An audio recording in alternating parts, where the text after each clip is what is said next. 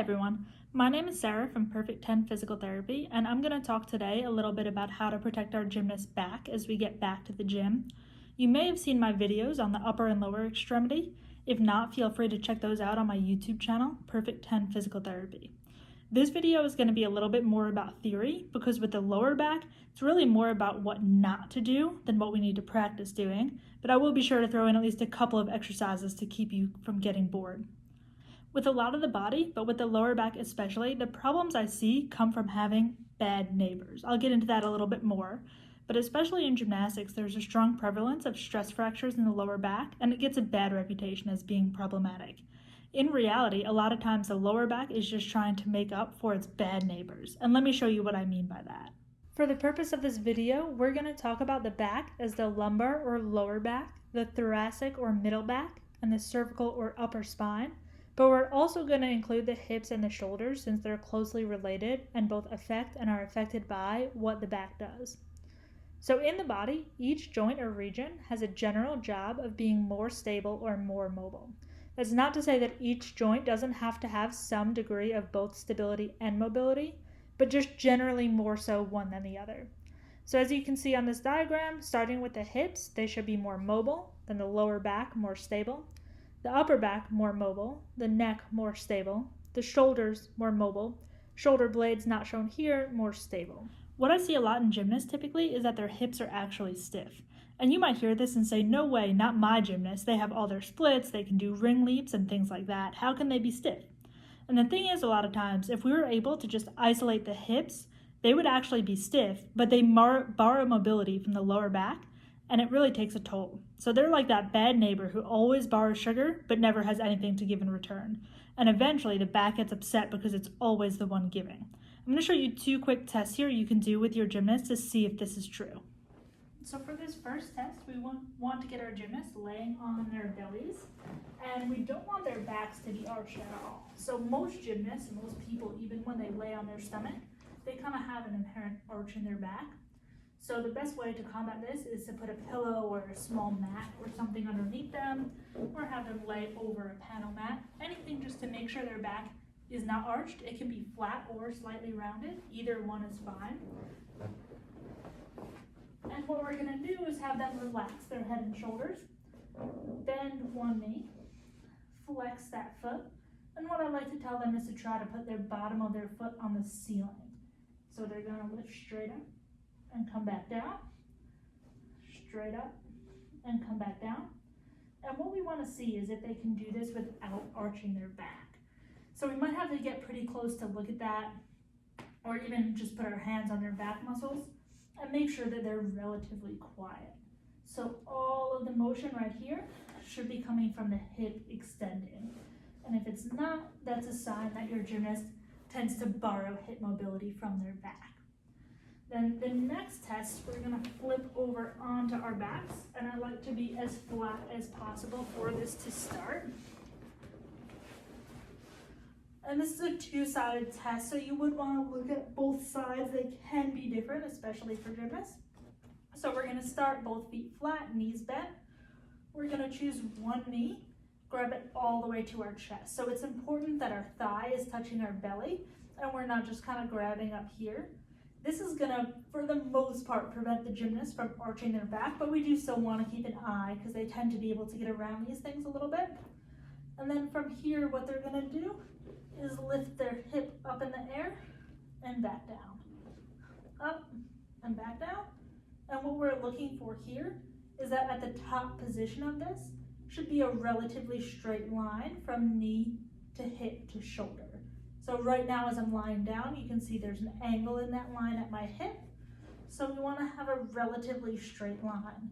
If your gymnast is only lifting up about this much, again, that's a sign that they need some more mobility in their hip, mobility and strength. If you think these motions look familiar from my lower extremity video, you're right. We always want to look at the whole body and how it interacts. So whether we're looking at protecting the knees or protecting the lower back, we're always going to look at the hips. So if your gymnasts fail these tests, what do? Simply keep practicing them. Generally, things will improve, but we do want to keep an eye out and make sure they are done correctly. If we allow the gymnast to cheat with these exercises, we're going to be feeding into the problem. So I'm going to give you right now a few more examples of how we can work hip extension, getting that leg behind us while keeping the lower back flat and stable. So some of these here, we're actually going to be working from a position of our hips flexed to neutral before we get to the extension. And it's important for our kids to do this, especially if they have a lot of trouble with the actual extension piece. So the first exercise here is going to go from a position of hip flexion to neutral. So we want to start out by lying as flat as possible. And we're going to put both legs straight up in the air. And we want to cue our athletes to really flatten their back. We don't want to see an arch position here. Flat back, hips tucked under. We're going to keep these legs pretty straight. Arms can be by the side or up over the head. I think by the side is probably better. We're going to keep that back flat. We're going to tell them to lower one leg until either they reach down to the ground or they're not able to do it without arching their back, and then come back up. And then the other side, and come back up. We might see some side to side differences here, and that's okay. And if they can't reach the ground at the start, that's okay. We just want to keep on working on this one. The next exercise, we're again coming from a position of flexion to neutral, but we do have a little bit of ability to go into extension with this one as we're able to. So we're going to come on hands and knees, and we're going to get that back flat. So this can be a hard concept to begin with. We want to make sure we're teaching it, possibly doing it in front of the mirror or camera if we can. We're going to get that back flat, and we're going to keep it flat, and we're going to extend one leg out, and we can lift it up as high as we can without arching the back. So the object of this exercise is not to get that leg super high in the air, but how high we can get it without arching our back. So you might have somebody who goes, oh look, I can get it all the way up here, but I'm arching my back, I'm dumping my chest forward. That's not right. We want to keep that flat back. Think about kind of sliding back and then lifting up, keeping that belly tight, belly button pointing straight down. Next one, we're going to get a little bit harder here, so a little bit more advanced. We're going to do a plank, and this exercise can be done either on a forearm plank or a hand plank, like a push-up position. It's really personal preference and ability of your athletes. I'm going to show you from a forearm plank here. We're going to get into a nice plank. Core is activated. We feel those belly muscles. We're going to lift one leg up at a time. Again, we're making sure not to arch the back. Now we want to move up and look at the stability of the lumbar spine. We know gymnasts have strong abs, and in a lot of the girls, we can probably see them through their leotard. We do a lot of V-ups and tuck-ups and things like that, but for a lot of the girls, they're going to use their hip flexors for these motions. There's also a lot more to our core than just our rectus abdominis or our six-pack muscles. We need to train the core like the 3D muscle it is and ensure we aren't getting any arching while we do these. So I talked quite a bit about gymnasts using their hip flexors instead of their core muscles. So this first exercise you see, and you might say, well, that's going to lead to some hip flexor activation, and it absolutely will. But in my experience, it's been a great exercise to help to get gymnasts or other people really acquainted with feeling that nice contraction of their core. And it's helpful that we have our back in a rounded position with our hips flexed rather than arching the back. So our hip flexors and our core should work together. We just don't want one working too much. So this first exercise puts them together in nice harmony. So what we're going to do is lie down on our back.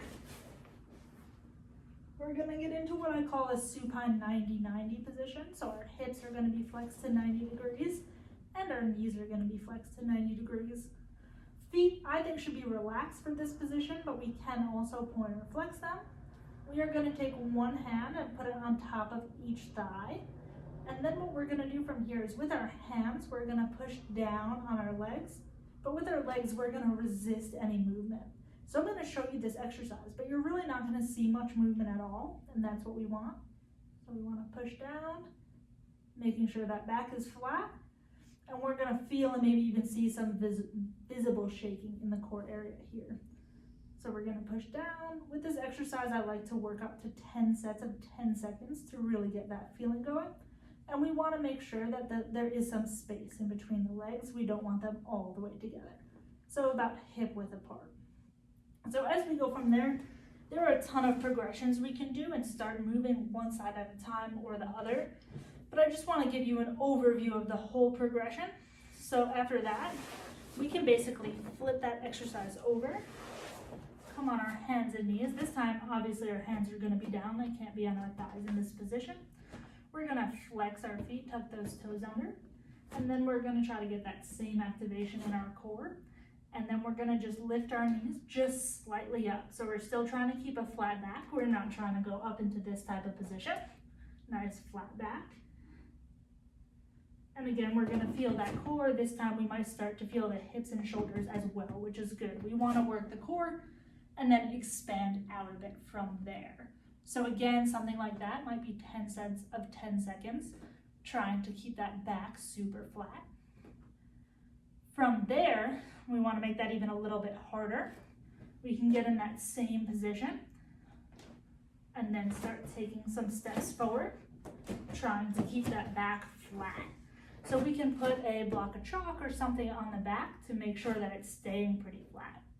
Again, with these exercises, at least in the beginning, we want to be watching and cueing, not just kind of giving to do at home, because it's very easy to do this exercise incorrectly, get nice and loose in the core, and just move our shoulders and hips while still doing the exercise. So we just want to take a look at that. Another thing that we can think about, a lot of times with our gymnasts, we graduate from the tabletop position as soon as we learn a bridge when we're maybe 4, 5, 6 years old, maybe even younger in some cases. But I do think it's a great position to work the core, working on the abs, and then again, kind of getting into a little bit of that extended hip position. So you all know what the tabletop position looks like. I prefer the fingertips to be facing forward, but if there are any shoulder issues, anything like that, we can go to hands turned out as well. Lifting up like this, holding, breathing, trying to make it nice and even. And then again, we can do some different unilateral exercises from here, one side then the other. And then of course, we can't forget about some of the side muscles with things like side planks.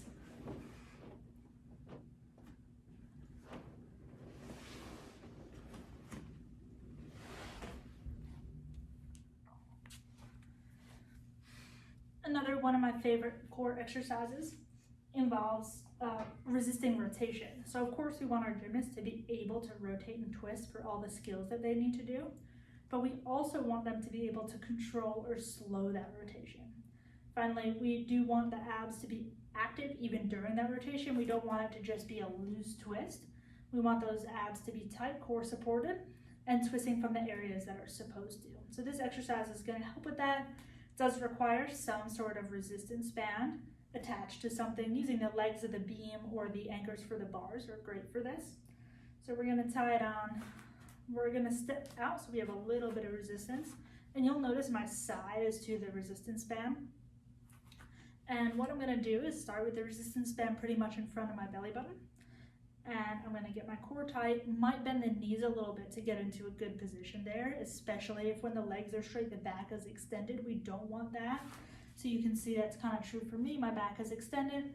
I can bend my knees and that helps flatten out a little bit. And from this position, I'm going to push the bend directly forward and back. So you might say that looks pretty easy, and in some ways it is, but if I do relax, if I do nothing, the band is going to go pull me to the side. So what I'm doing is actually resisting that motion. And most likely we're going to feel this not only in our core, but in our hips and shoulders again as well. With this same setup with the resistance band, we can also work on resisting arching. So I'll talk about this a little bit more in the video later. And that's not to say we never want to arch. Of course we have to arch, walkovers, handsprings, layouts, things like that, vaulting, Yurchenkos. We have to be able to arch, and that's important. But again, we do want to be able to resist or control that in some ways. We don't want it to just be loose, not controlled by any muscle, anything like that.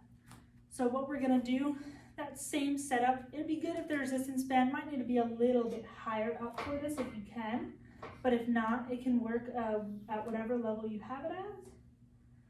And what we're going to do is turn this time with our back facing the resistance band, arms up over our head, and we're going to get into a nice hollow body position. So we're going to get rid of any of that arch in the back that just happens.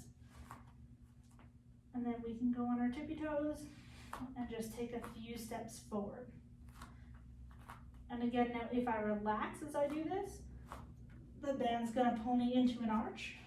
So I'm avoiding that and staying nice and tight. While all of this is important, and I think we can do a better job, I think just hammering more and more core strength is not always the answer. Because if the hips or the middle back come knocking to borrow some more mobility, the lower back is always gonna say yes. So ensuring that they're fully stocked with mobility is really the best way to go in my opinion. So as we move up the chain, we have the thoracic spine or mid-back. This is an area that's often ignored in gymnastics and in life, but I believe very wrongfully so, especially after this quarantine. So what's the role of this area? Well, it should generate most of the rotation for twisting, and it also needs to be able to extend to get the arms overhead for handstands and especially for bars. This is a problem that I saw before, but recently as I'm working with girls who have been sitting at home quarantine, it's 10 times more prevalent and severe. It's actually a lot similar to some of my adult clients I work with who work at a desk all day in front of a computer, and then they start a new workout routine and they have trouble getting their arms overhead and they end up with shoulder or lower back problems, and that's what I'm beginning to see with the gymnasts. It's been a super strange time for all of us, and I'm not even going to say don't sit in front of your computers or tablets or even books. It's just not going to happen. But what I will say is that it's super important to address and watch out for this as we come back. Because if this mid-back area is not working like it should, guess what? It's going to come knocking to either the shoulders or the lower back to borrow mobility from and potentially irritate them. So a real simple test to check for the shoulders is this. We're going to lay down on our backs, very flat. We're going to get rid of any arch here by tightening our belly, rolling those hips back. Feet are going to be flat on the ground for this one. And what we're going to do is put both arms straight up overhead, making a thumbs up sign. Knuckles face the ceiling, thumbs face the back wall. And we're going to very slowly let those arms come up overhead. And at a minimum, we're looking for thumbs to touch. In most of our gymnasts, especially anybody doing a front grip or even an eagle grip, we want those palms to be able to touch back flat. So you can see I'm lacking a little bit here. Good thing on post-gymnastics days. But this is just showing that I am lacking a little bit of that shoulder and thoracic spine mobility that I need to be able to get up there. So what you might notice if you ask your gymnast to come up into this 90-90 position like we've used before, it's going to be a lot easier for them. And the reason for that is that this position loosens some of the tissue around the thoracic spine or mid-back. So we want to see, and while we're doing this, we want those hands to be about shoulder width apart. We don't want them to come out to the side as we come up. That'll make it pretty easy. So like this. So if your gymnasts have trouble with this, and maybe even if they don't, especially coming out of this quarantine, just to protect them, there are two pretty simple exercises that we can do. So for the first one, I'm going to use a foam roller. If you don't have these, don't have access to them, you can use a dowel, you can use a towel rolled up, anything that's round. It doesn't have to be as thick as this, but that's fine. It also doesn't have to be very hard. So what we're going to do is put that right to left across. And we're going to lay down, and we want the foam roller to touch somewhere around the bottom portion of our shoulder blades. So we're going to first kind of recline onto it, make sure we get it in that spot. Knees are going to be bent. Very important for this, abs have to be tight. So because we're in this reclined position, I'm not going to say back down to the table because it's just not going to happen here, and it shouldn't happen here. But we want these abs to stay tight. And then what we're going to do is arch over the roller only from our mid and upper back and come back. So what we want to see here is trying to get at least to a fully extended position. A little bit of extension or arch over is good. That's kind of what our end goal would be. If we're arching from the back though and getting all the way back here, that's just going to be feeding into the problem. So core stays tight. We're just extending from our upper back. This is probably going to be better for your gymnast who are at least maybe 10 years old and older that can differentiate between the upper back and the lower back. But again, you guys know your gymnast the best, so you'll know who this might be appropriate for and who just might not be ready for it yet. The next one is a bit easier. So what we're gonna do here is we're gonna lie on our side. You would do this on both sides. I'm just gonna show you this one. Knees are gonna be tucked up, shoulder down on the ground, head relaxed. I am okay with a little bit of a pillow if you need for this one, but you really shouldn't, especially if you're in the gym. So bottom arm is out straight, top arm goes on top. And what we're gonna do is think about drawing a rainbow with the top arm. So we're gonna go up to the ceiling and we're gonna come back down the other side. So we are able to rotate with our chest and with our shoulders for this. We're not just trying to do it just with our arm. We can rotate from there. What I don't wanna see is this top knee coming up to give a little bit more rotation. We want that knee to stay down, rotating back, and then coming forward. And we're just gonna rotate here, back nice and slow, trying to get that shoulder blade all the way down. And if anybody does have some pain in the front of their shoulder or chest with this, they can do the same thing with their hand on their chest here and rotate. I just think for those that are feeling healthy, it's a little bit easier to understand and a little bit easier to describe the motion when we do keep that top arm straight and draw the rainbow.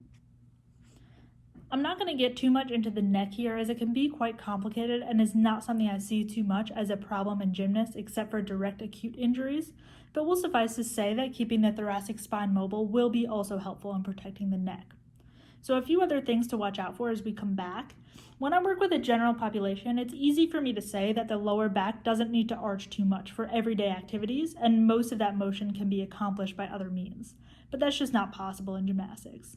We want to maximize mobility of its neighbors, the thoracic spine and the hips, but the lower back is still going to arch in some skills, and that's okay. It's not inherently dangerous.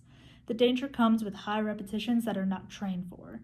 So as you come back, I would highly suggest counting the number of times your gymnasts arch, which would include all bridges, walkovers, handsprings, and limiting it and slowly increasing that number while simultaneously working on the mobility of those other areas to limit the impact on the lower back. We have plenty of time until competition season, so it's important to work slowly. Also, we want to check in with our gymnasts, so if they have any soreness in the lower back, we might want to back off some of that arching right away, even if it really is just muscle soreness. And even soreness in the shoulders can indicate some more need for that mid-back mobility. So we want to be really cautious and not just try to push through these things, especially when the competition season is so far away. If you are complaining of soreness in these areas or persistent soreness anywhere in the body, make sure to refer them to a medical professional because it's much easier for a professional to take care of these things at the sore stage than when they get into the painful stage.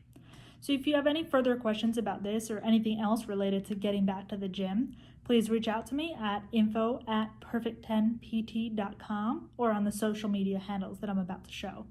Thank you and be safe as we get back to the gym. Like I said, here are some ways to get in touch with me. So I run Perfect 10 Physical Therapy, which is located in Fairfield, New Jersey, but I do provide consultations nationwide. I also run a Facebook group called Pain Free Perfect 10 for injury prevention discussion for gymnasts.